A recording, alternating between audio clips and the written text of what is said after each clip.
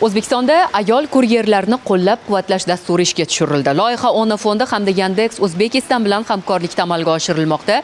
Bu orqali murakkab hayotiy vaziyatga tushib qolgan ayollarni qo'llab-quvvatlash ko'zda tutilgan. Loyihada bevosita Yandex Go'ning taomlar, lavka va yetkazib berish xizmatida faoliyat yuritayotgan ayollar ishtirok etishi mumkin. Shuningdek, dastur doirasida har bir murojaat mutaxassislar tomonidan sinchiklab o'rganilib, ehtiyojdan kelib chiqib, zarur yordam turi belgilanadi. Bu yuridik maslahat, ijtimoiy qo'llab-quvvatlash yoki gumanitar yordam bo'lishi mumkin. Yandex O'zbekiston hamkorlarimizni qo'llab-quvvatlashga harakat qilyapti. Shu uchun biz servislarimizni moslashtirishga harakat etamiz.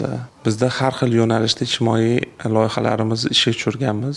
Ayol kuryerlarimiz hozir umumiy sondan 5%, undan 497% hozir Yandex O'zbekistonda ishlayapti. Aynan shu kuryerda ishlaydigan ayollarimizni saralab, shu og'ir vaziyatdan yengib o'tib, osongina ishib ketishga harakat qilyapti. Mutasaddilar ta'kidlashicha, tashabbusning asosiy g'oyasi ayollarga nafaqat moddiy, balki ruhiy tayanch bo'lish, ularni og'ir vaziyatdan olib chiqishdir. Chunki barqaror daromad manbai va ishonch har qanday inson uchun muhim omil hisoblanadi.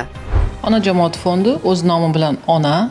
Bizlarning fondimiz ayollarga va ularning voyaga yetmagan farzandlariga yordam beradigan fondimiz. Bugungi kunda Yandex Go bilan pilotniy proyekt boshlaganmiz. Shaxsan har bitta ayolga individual reja qilinadi. Bugungi kunda mana уже 3 ta ayolni yordamga qo'ydik. Ayni paytda loyiha sinov tariqasida yo'lga qo'yilgan, biroq tashkilotchilar kelgusida uni yanada kengaytirib, ko'proq ayollarni qamrab olishni rejalashtirmoqda.